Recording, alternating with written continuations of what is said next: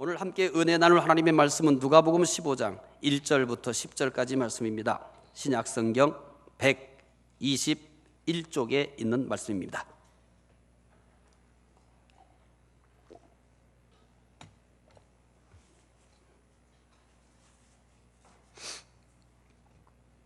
누가복음 15장 1절부터 10절까지 말씀입니다. 신약성경 121쪽에 있는 말씀입니다.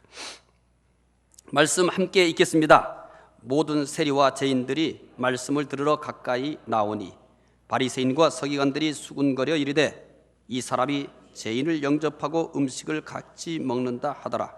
예수께서 그들에게 이 비유로 말씀 이르시되 너희 중에 어떤 사람이 양 100마리가 있는데 그 중에 하나를 잃으면 99마리를 들에 두고 그 잃은 것을 찾아내기까지 찾아다니지 아니하겠느냐.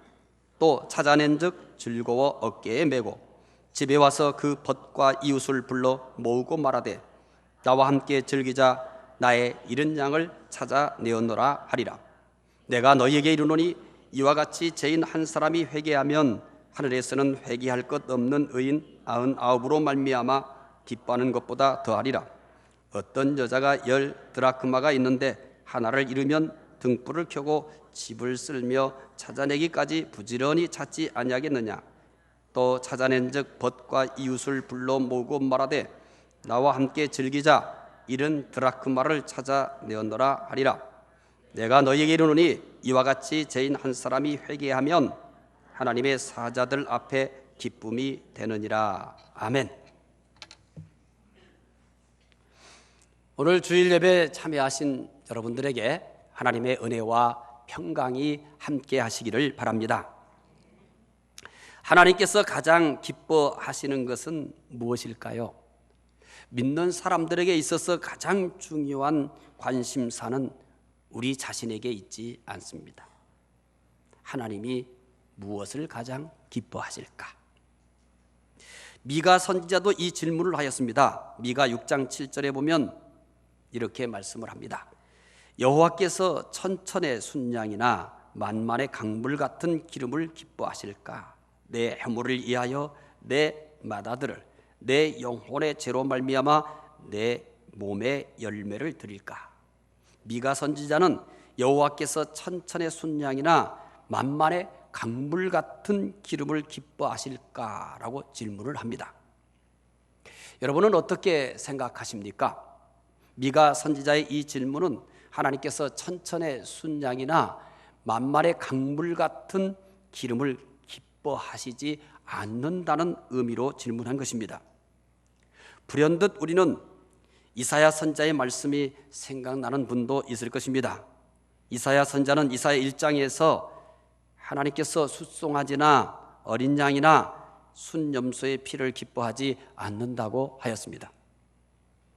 이사야는 이제 마지막 장인 66장에서도 소를 잡아 드리는 것은 살인함과 다름이 없고 어린 양으로 제사를 드리는 것은 개의 목을 꺾음과 다름이 없으며 예물은 돼지의 피와 다름이 없고 분향은 우상을 찬송함과 다름이 없다라고 하였습니다. 하나님께서 기뻐하시는 것은 사람들이 아는 것과는 참 많이 다릅니다. 하늘이 땅보다 높은 것처럼 다릅니다. 오늘 본문은 하나님께서 가장 기뻐하시는 것이 무엇인지 소개하고 있습니다. 하나님께서 가장 기뻐하시는 것은 무엇일까요? 오늘 본문은 두 사건입니다. 그러나 전달하려고 하는 내용은 하나입니다.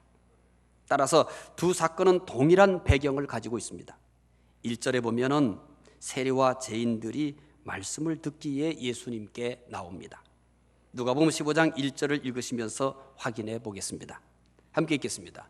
모든 세리와 죄인들이 말씀을 들으러 가까이 나오니, 누가 말씀을 들으러 나왔다고 합니까? 세리와 죄인. 그런데 앞에 이런 말씀을 쓰고 있죠. 모든 세리와 죄인입니다. 말씀을 듣기에 나온 세리와 죄인들, 이들은 당시 사회에서 사람 취급을 하지 않았습니다. 모두 외면하고 무시하는 사람들이었습니다. 당시 사회의 눈으로 보면 당연히 문제가 될 수 있습니다. 여러분, 내가 오늘 중부교회 예배를 참석을 했는데 들어와 보니까 여기에 강도, 살인범, 전과 수십범, 어느 이상한 동네에서 이상한 옷을 입고 조명을 받고 가게에 서 있던 사람. 저는 중학교 때 그 골목을 가면서 늘 의문을 품었어요. 유리로 이렇게 만들어 놔가지고 정육점처럼 거기에 붉은 불을 켜놓고, 한 번도 안 가보신 분은 모르고 가보신 분은 웃었어요. 집에 빨리 가기 위해서 그 길을 갔어요. 초등학교 한 4학년 5학년 때 그 길을 갔는데, 늘 해가 질 여기면 뭐냐면은 이렇게 유리로 이렇게 만들었고 정육점처럼 이렇게 거기에 조명이 있고 아가씨들이 예쁜 옷을 입고 딱 다리를 꼬고 앉아 있는 거예요. 그래서 늘 궁금했어요. 이것이 뭐 하는 걸까? 정말 궁금했어요. 그런데 어느 날 우리 어머니하고 시장을 가가지고 이제 돌아가는 길에 마치 그 길로 가게 된 거예요. 엄마, 저거 뭐야? 저 사람들은 뭐 하는 거야? 안 가르쳐 줬어요. 아는데 안 가르쳐 줬는지, 몰라서 안 가르쳐 줬는지 분명한 것은 안 가르쳤다는 사실이에요. 그러니까 더 궁금한 거예요. 우리 엄마도 모르는 저것은 뭘까? 근데 그분들이 어디에 와 앉아 있어요? 내가 길을 가면서 봤던 그 아가씨들이 여기 와서 다른 옷을 입고 있어요. 거기는 드레스 같은 거 입고 있거든요. 근데 여기서 이렇게 딱 앉아 있는 그분들이 이렇게 꽉 차 있어요. 어느 날 사기쳤던 사람, 도둑놈들, 전과 맷범들이 여기 꽉 앉아 있어요. 내가 들어가려고 하는데 그 사람들만 앉아 있어요. 그런데 목사가 너무 그들을 사랑하는 거야. 너무 이뻐하는 거야. 마치 기다렸던 사람들이 온 것처럼 너무 행복해하면서 그들에게 말씀을 전하고 있는 거예요. 근데 내가 들어가니까 이거 내가 있어야 될까 말아야 될까? 이거보다 더 큰 충격이 오늘 본문의 내용입니다. 이보다 더 큰 충격이에요. 예수님께서 말씀을 전하시는데 거기에 모여든 사람들이 누구라고 그랬어요? 모든 세리와 죄인들입니다. 이 말씀을 전개하면서 의도적으로 그 다음에 다른 사람을 등장시킵니다. 1절의 등장이 이거예요. 모든 세리와 죄인입니다.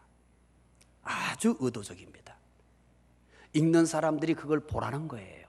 그래서 2절에는 누구를 등장시키는 줄 아세요? 한번 읽어봅시다. 누가복음 15장 2절입니다. 바리새인과 서기관들이 수군결에 이르되 이 사람이 죄인을 영접하고 음식을 같이 먹는다 하더라. 누구를 등장시켰어요? 바리새인과 서기관들. 이렇게 생각하시면 돼요. 1절은 제일 시커멓고 아주 까매. 2절은 뭘 등장시켜요? 색깔로 얘기할 것 같으면 하얀 색깔을 등장시킨 거예요. 또 이렇게 표현하면 돼요. 1절은 아주 칠흑같이 어두운 밤을 표현한 거예요. 2절은 대낮 것처럼 환한 햇빛이 찬란한 그런 낯을 표현한 거예요. 두 개를 의도적으로 대조를 시킨 겁니다. 누구든지 읽으면서 얼마나 심각한 대조가 이루어지고 있는지, 그리고 앞으로 전개될 내용들이 얼마나 충격적인 내용인지 충분히 이해할 수 있도록 그렇게 말씀을 표현하고 있는 겁니다. 바리새인들과 서기관들이 모든 죄인과 세리들이 예수님 앞에서 말씀을 듣고 음식까지 함께 먹는 거예요. 이것을 그냥 지나칠 바리새인과 서기관은 없습니다. 그래서 그들은 이렇게 수군거립니다. 이 사람이 죄인을 영접하고 음식을 같이 먹는도다. 이렇게 그들은 수군거렸습니다. 그런데 바리새인과 서기관들이 예수님께서 세리와 죄인들에게 말씀을 전하고 또 그들과 같이 식사하는 것은 처음 생긴 문제가 아닙니다. 이전부터 반복됐던 문제입니다. 마태의 집에서도 같은 문제로 원망을 합니다. 마태복음 9장 10절부터 11절이 같은 사건입니다. 이 오늘 본문과 같은 동일한 사건이 아니라 바로 예수님께서 세리와 죄인들과 함께 식사하시는 모습을 서기관이나 바리새인들이 보고 원망하고 비난하는 그런 사건이라는 얘기입니다. 읽어보겠습니다. 예수께서 마태의 집에 앉아 음식을 잡수실 때 많은 세리와 죄인들이 와서 예수와 그의 제자들과 함께 앉았더니 바리새인들이 보고 그의 제자들에게 이르되 어찌하여 너희 선생은 세리와 죄인들과 함께 잡수시느니라. 오늘 본문 말씀은 이제 예수님께서 세리와 죄인들과 함께 식사하고 그들에게 말씀을 하시는 것을 보고는 소극적으로 대응했어요. 자기들끼리 수군거린 거예요. 이 사람이 죄인을 영접하고 음식을 같이 먹는다. 자기들끼리 수군거렸어요. 그런데 마태의 집에서는 자기들끼리 수군거린 게 아닙니다. 제자들에게 이렇게 얘기한 거예요. 어찌하여 너희 선생은 세리와 죄인들과 함께 잡수시느냐. 바리새인과 서기관들은 세리와 죄인들과 식사하지 않는 것은 물론이요 상대조차 하지 않습니다. 바리새인과 서기관들은 그들을 어떤 사람이라고 표현하냐면 땅의 사람들이라고 표현합니다. 바리새인과 서기관들은 그들과는 넘을 수 없는 장벽을 만들어 놓았습니다. 바리새인들은 그들에 대해 이렇게 규정해 놓았어요. 그들이 가지고 있는 규정이에요. 그들은 어떤 규정을 가지고 있냐면 어떤 사람이 땅의 사람이라면, 좀 전에 말씀을 드렸죠. 바리새인과 서기관들이 세리나 죄인들을 어떤 사람으로 표현해요? 땅의 사람들이에요. 그래서 이런 규정을 만들어 놨어요. 어떤 사람이 땅의 사람이라면 그들에게 돈을 맡겨서는 안 되고, 그의 증언을 받아들여서도 안 되며, 그와 비밀을 나눠서도 안 되며, 그를 고아의 보호자로 세우지도 말고, 자선금의 관리자로 삼지 말며, 여행해서 그와 동반해서도 안 된다. 이건 그들이 만든 규정이에요. 바리새인과 서기관들은 이런 규정을 만들어 놓은 거예요. 결국 그 당시 사회에서 이 세리나 죄인은 법정의 증언으로서의 가치가 없어요. 어떤 사건을 직접 목격을 했다 할지라도 그 사람들을 법정에 세워서 증언으로 발언하게 해도 그 증언을 받아들이는 재판관은 없단 말이에요. 그러니까 증언으로서의 가치가 없어요. 어떤 일을 그들이 직접 봤다 할지라도 그 사회에서 이 사람들은 증인의 가치가 없습니다. 뿐만 아니에요. 이 사람들에게 돈을 절대 맡기지 말라고 합니다. 심지어 고아가 있다 할지라도 이 사람들을 고아의 보호자로 삼지 말라고 얘기합니다. 더 충격적인 얘기 하나가 있죠. 절대 이들과 뭐 하지 말라고요? 동행하지 마라. 여행해서 그와 동반하지 말라. 함께 걷지도 말라는 겁니다. 바리새인들은 이런 규정을 만들어 놓고 그들을 천대하고 철저하게 소외시켰습니다. 한마디로 그들은 존재할 가치가 없는 사람들로 취급을 했습니다. 존재할 가치가 없는 사람들. 그런데 예수님은 그들을 주저하지 않고 영접하였습니다. 함께 식사까지 합니다. 예수님은 바리새인과 서기관들과는 너무나 다르게 행동을 했습니다. 바리새인과 서기관들은 사람들 사이에 계층을 만들고 장벽을 만들었습니다. 그러나 예수님은 바리새인과 서기관들이 만들어 놓은 계층을 없앴습니다. 그들이 만들어 놓은 사람 사이의 장벽도 없앴습니다. 예수님은 어떤 사람이든지 받아들였습니다. 예수님은 어떤 사람이든지 세상에서 가장 귀한 존재로 여겼습니다. 사람이라는 사실 하나만으로도 더 이상 귀할 수 없을 만큼 귀하기 때문입니다. 바리새인과 서기관들이 불만을 가질 수밖에 없었습니다. 결국 이 불만이 원망으로 표출된 것입니다. 심지어 그들이 예수님을 죽이려고 했던 것도 바로 이 부분도 한 원인으로 작용했습니다. 예수님은 이런 바리새인과 서기관들에게 비유를 들어 말씀을 하셨습니다. 오늘 본문의 말씀이 이런 배경 속에서 출발을 한 겁니다. 15장에는 세 가지 비유가 있습니다. 3절부터 7절은 잃은 양 비유입니다. 8절부터 10절은 잃은 드라크마 비유입니다. 11절부터 32절은 잃은 아들 비유입니다. 잃은 양 비유와 잃은 드라크마 비유는 완전히 동일한 내용을 전달하고 있습니다. 동일한 내용을 다른 상황을 통해서 전달하고 있는 겁니다. 그러나 잃은 아들 비유는 약간 다른 내용입니다. 그래서 오늘은 완전히 동일한 내용을 전달하는 잃은 양 비유와 잃은 드라크마 비유만 소개하겠습니다. 첫 번째 내용은 어떤 사람이 양 100마리가 있었습니다. 그 중에 한 마리를 잃었습니다. 이 사람의 관심은 온통 한 마리의 잃은 양에게 있습니다. 이 사람은 경제를 모르는 사람이에요. 이 사람은 세무를 할 줄 모르는 사람이에요. 무엇이 더 중요하고 무엇이 더 큰 가치가 있는지를 모르는 사람이에요. 왜죠? 지금 이 사람의 관심은 99마리가 아닙니다. 잃어버린 한 마리에게 모든 것을 빼앗겨 버렸어요. 누가복음 15장 4절을 읽어보겠습니다. 너희 중에 어떤 사람이 양 100마리가 있는데 그 중에 하나를 잃으면 99마리를 들에 두고 그 잃은 것을 찾아내기까지 찾아내지 아니하겠느냐. 4절을 보면 잃은 양에 대한 관심이 극적으로 표현되고 있습니다. 한 마리의 잃은 양을 찾기 위해 99을 들에 두었다는 것입니다. 오늘 이렇게 행동할 사람이 있나요? 이렇게 어리석은 결정을 할 수 있는 사람이 있나요? 이렇게 뭐가 중요한지를 선택할 줄 모르는 사람이 있을까요? 그래서 이렇게 누가복음을 시작을 했습니다. 하나님의 생각과 우리의 생각은 얼만큼 다르냐면 하늘과 땅만큼 다르다고요. 계속해서 누가복음의 이런 주제들을 가지고 여러분들에게 소개하고 있는 겁니다. 왜 그럴까요? 가치의 전환을 기대하기 때문입니다. 기독교적 가치와 이 세상의 가치는 너무나 다릅니다. 그리고 우리 안에 형성된 가치와 성경에서 가르쳐주는 가치와도 너무나 다릅니다. 99을 들에 두었다고 합니다. 이 표현은 99마리를 방치했다는 얘기가 아닙니다. 99마리가 다 흩어져도 괜찮다 이런 얘기가 아닙니다. 이 목자는 분명히 이 99마리를 들에 두었지만 더 이상 잃는 양이 생기지 않도록 충분한 조치를 취했을 것입니다. 이 표현은 어디에 초점이 맞춰져 있냐면 잃은 양을 찾으려는 열정을 더욱 부각시키기 위한 표현 방식입니다. 99마리를 들에 뒀다. 이 얘기는 99마리가 다 흩어져서 없어져 버리고 나는 그냥 한 마리만 찾으면 된다. 이 얘기가 아니에요. 여기에 이 말씀에 초점이 있는 게 아니에요. 99마리를 들에 뒀다. 이 얘기는 지금 이 목자는 어디에 온갖 심혈을 기울이고 있느냐라고 하는 그의 관심, 이것을 표현하려고 한 겁니다.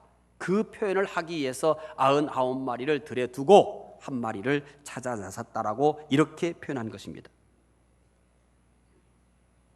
한마디로 잃은 양을 찾으려는 열정을, 이 목자의 열정을, 이 목자의 관심을 부각시키려고 하는 그런 표현 양식인 것입니다.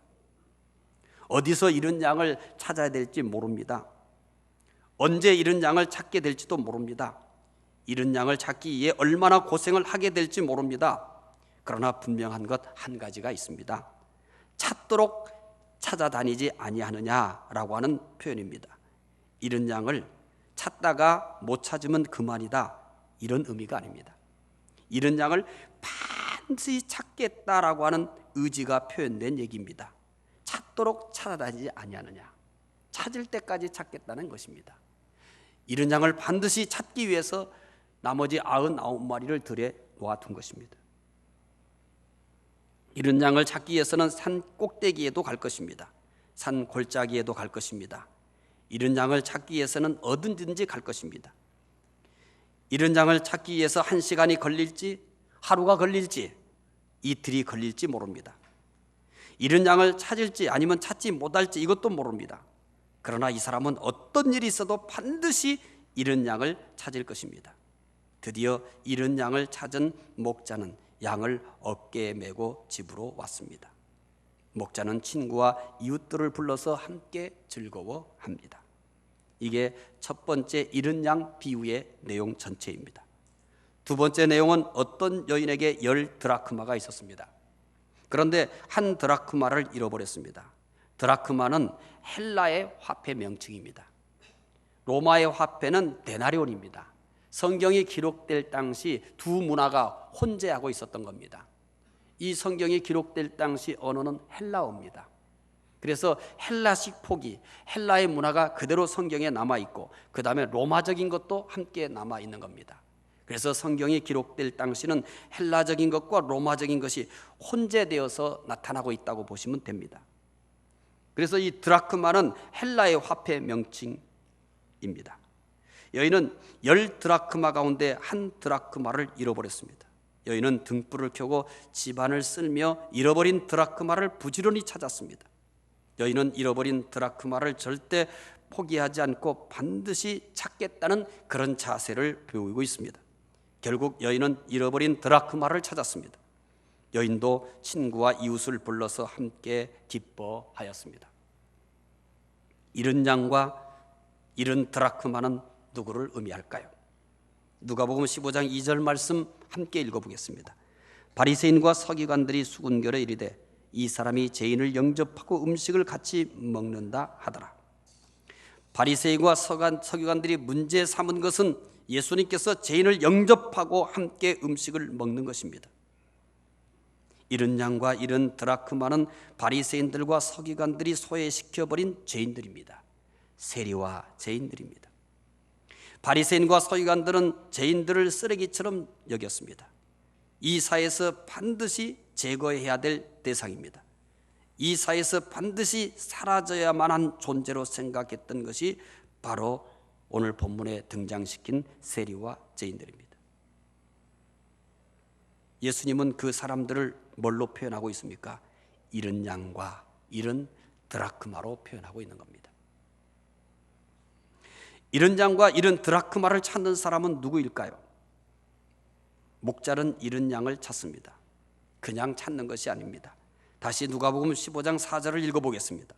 너희 중에 어떤 사람이 양 100마리가 있는데 그 중에 하나를 잃으면 99마리를 들에 두고 그 잃은 것을 찾아내기까지 찾아다니지 아니하겠느냐. 목자는 잃은 양을 반드시 찾겠다는 각오로 찾습니다. 여인은 잃은 드라크마를 찾습니다. 누가복음 15장 8절을 또 읽어보겠습니다. 어떤 여자가 10드라크마가 있는데 하나를 잃으면 등불을 켜고 집을 쓸며 찾아내기까지 부지런히 찾지 아니하겠느냐. 여인은 등불을 켜고 집을 쓸면서까지 드라크마를 찾습니다. 여인도 드라크마를 반드시 찾겠다는 각오로 찾습니다. 잃은 양을 찾는 목자와 잃은 드라크마를 찾는 여인은 모두 죄인을 찾으시는 예수님을 의미합니다. 이것은 예수님께서 세상에 오신 목적입니다. 누가복음 19장 10절에서 예수님께서 이 사실을 분명히 말씀하십니다. 읽어보겠습니다. 인자가 온 것은 잃어버린 자를 찾아 구원하려 함이라. 예수님께서 오신 목적이 무엇입니까? 잃어버린 자를 찾아 구원하기 위해 오셨다고 합니다. 그래서 예수님은 언제나 잃어버린 자에게 갔습니다. 서기관들과 바리새인들이 원망을 내도 흔들림 없이 잃어버린 자에게 갔습니다. 서기관과 바리새인들이 이 일 때문에 예수님을 죽이려고 모의해도 아무 일 없다는 듯이 예수님은 변함없이 잃어버린 자에게 나갔습니다. 바리새인과 서기관들은 세리와 죄인을 가까이 하지 않습니다. 그들이 가까이 오는 것도 용납하지 않습니다. 그러나 예수님은 죄인들에게 가까이 갔습니다. 한 죄인들이 가까이 오는 것을 환영했습니다. 세리와 죄인들을 이렇게 대해 주시는 것은 예수님뿐이었습니다. 예수님만이 그들을 사랑해 주셨습니다. 심지어 친구로 대해 주셨습니다. 더 놀라운 사실이 있습니다. 그들도 구원받을 수 있다고 한 것입니다. 이 선언은 그 사이를 발칵 뒤집어 놓았습니다. 벌집을 건든 것과 같다고 하면 더 쉽게 이해할 수 있을 것입니다.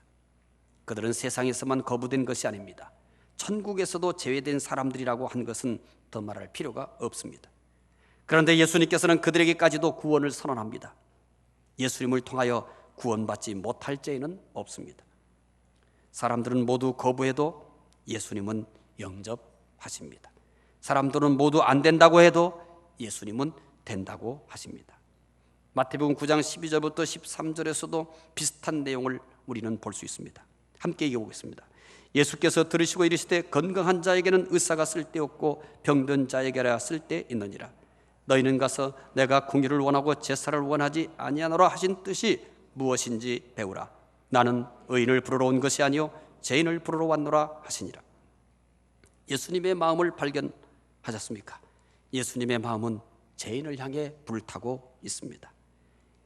예수님의 이런 불타는 마음 때문에 오늘 우리가 구원받은 것입니다. 지금도 예수님의 마음은 죄인들을 향해 불타고 있습니다. 아직도 잃어버린 사람들이 많기 때문입니다. 예수님은 우리를 통해서 잃어버린 사람들을 구원하시려고 합니다. 그런데 우리가 아무것도 모르는 것처럼 외면하고 있다면 예수님은 얼마나 안타까우시겠습니까?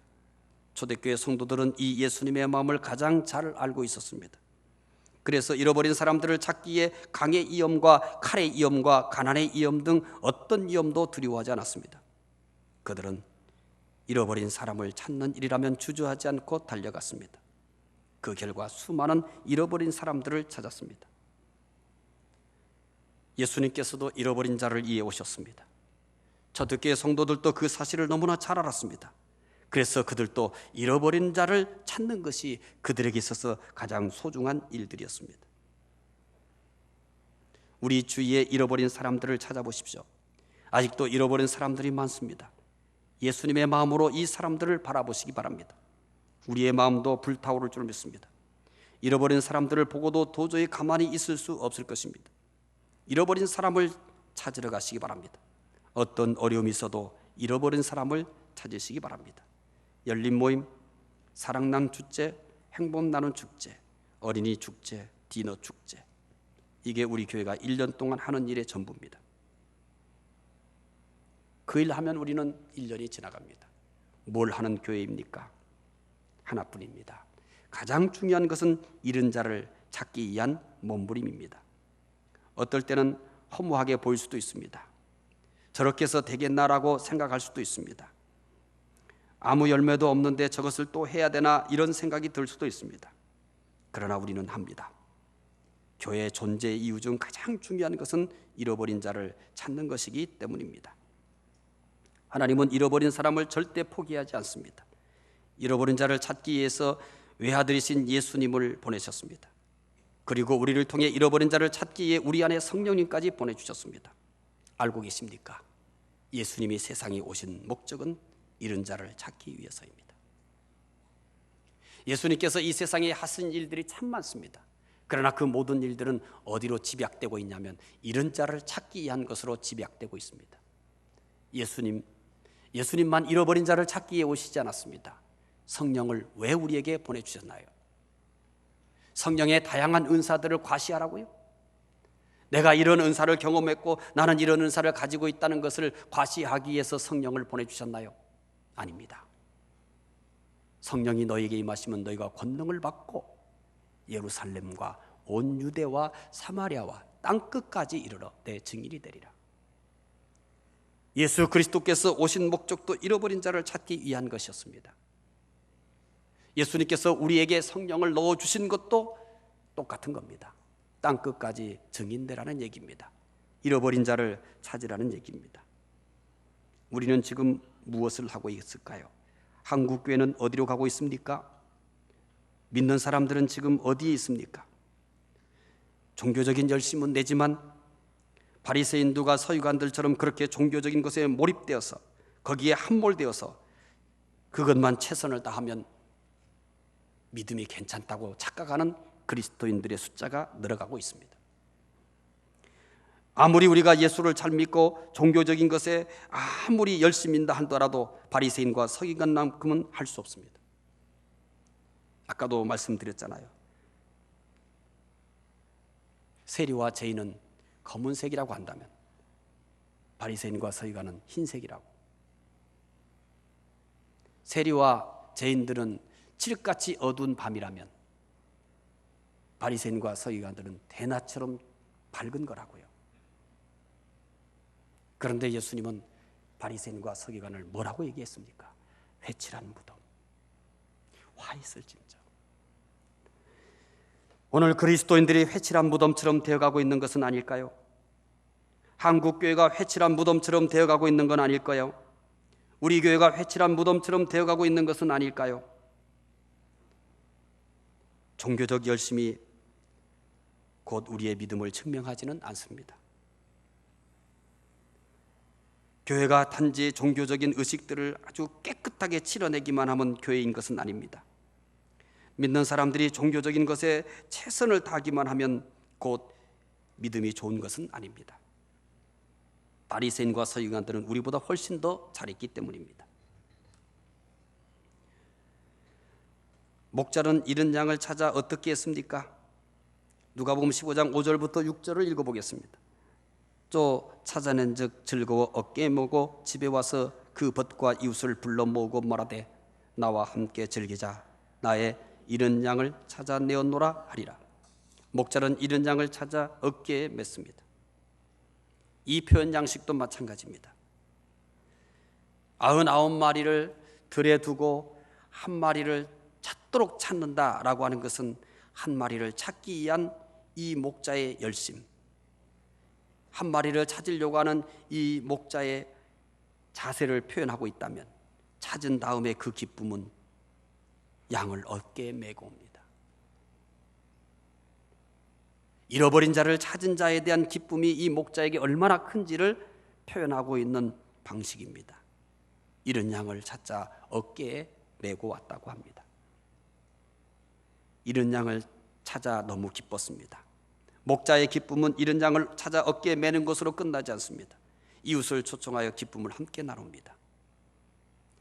잃은 양의 가치보다 친구들을 초청해서 기쁨을 나누는 그 비용이 더 많이 들어갔을 겁니다. 어쩌면 이렇게도 경제적인 셈 능력이 없을까요? 99마리를 들에 두고 한 마리를 찾아가는 그 자세부터 이상한 결정입니다.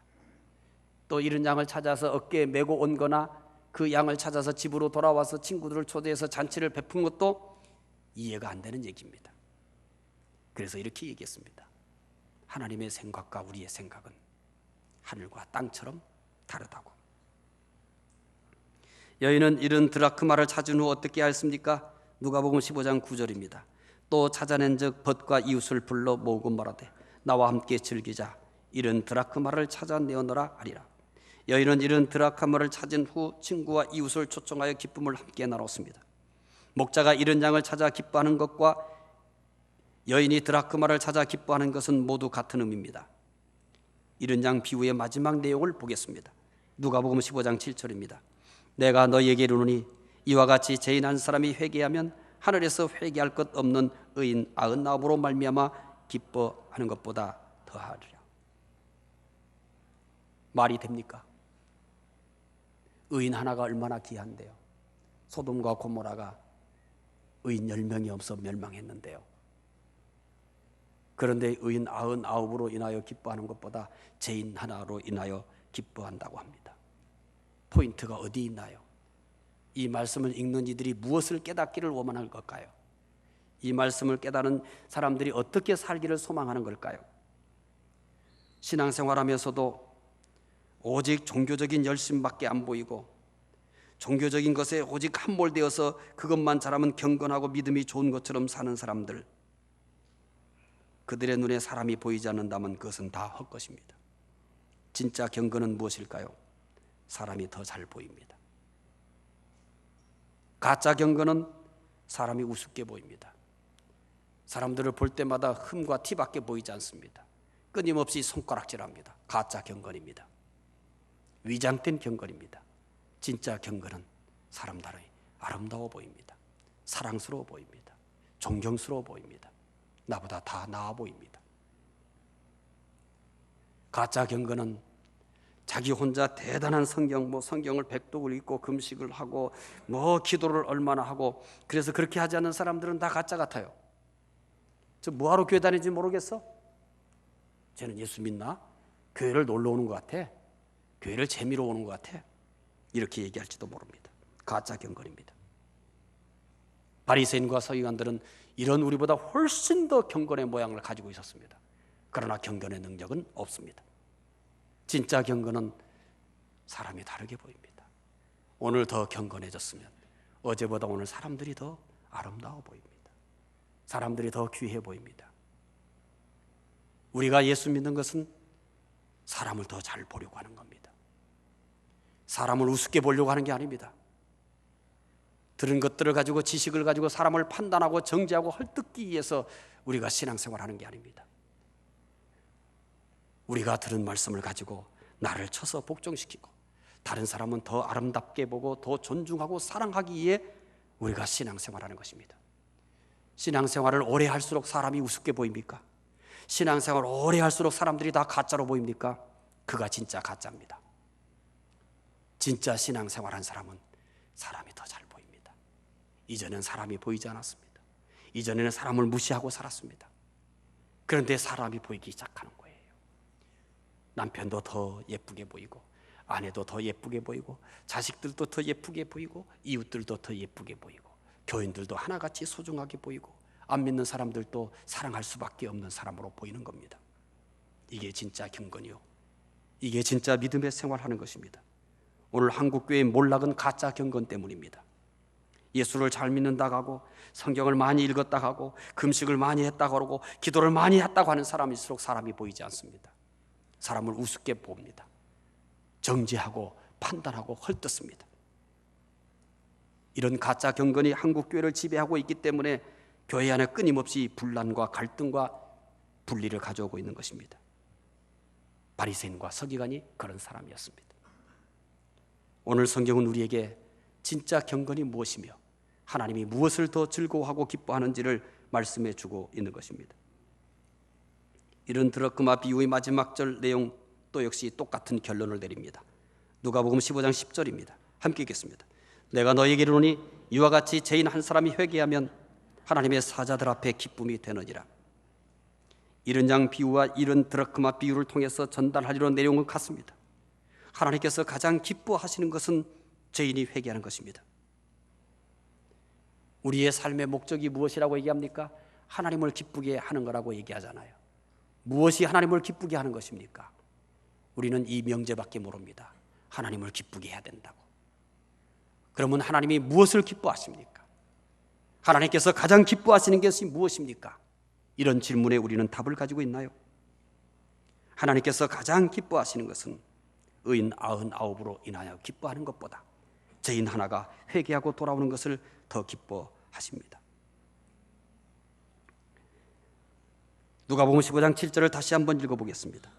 내가 너희에게 이르노니 이와 같이 죄인 한 사람이 회개하면 하늘에서는 회개할 것 없는 의인 99으로 말미암아 기뻐하는 것보다 더하리라. 하나님은 죄인 하나가 회개할 때 의인 99으로 인하는 것보다 훨씬 더 기뻐합니다. 하나님은 죄인 하나가 회개하는 것을 가장 기뻐하십니다. 그 기쁨은 표현하기조차 어려울 정도입니다. 하나님의 최고의 기쁨과 최고의 관심은 잃은 자를 찾는 것입니다.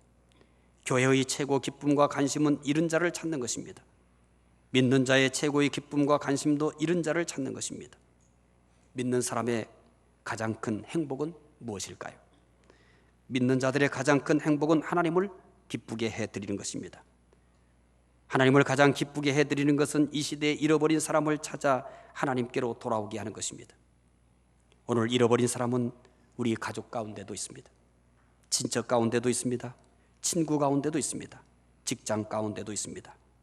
잃은 자를 찾아 하나님을 기쁘시게 해드리며 사시기를 바랍니다. 기도하겠습니다. 하나님, 우리는 너무나 잘못된 길을 가고 있습니다. 성경을 많이 읽는 것, 금식을 많이 하는 것, 기도를 많이 하는 것, 이런 것들에서 자기 만족을 추구하며 대단한 경건한 신앙이라고 스스로 자의하며 신앙생활을 해가고 있습니다. 그런데 잃어버린 자를 보지 못합니다. 사람들이 눈에 보이지 않습니다. 오직 자기밖에 보이지 않습니다. 하나님, 이것이 오늘 우리 한국교회에 위기를 가져왔고 교회 안에 분열과 갈등과 실망과 상처를 가져왔습니다.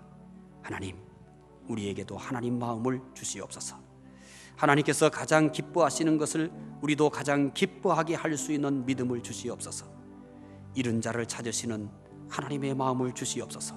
한 주간도 잃은 자를 찾는 하나님의 마음으로 살 수 있는 은혜를 더해 주시기 원합니다. 감사하며 예수 그리스도 이름으로 기도드리옵나이다.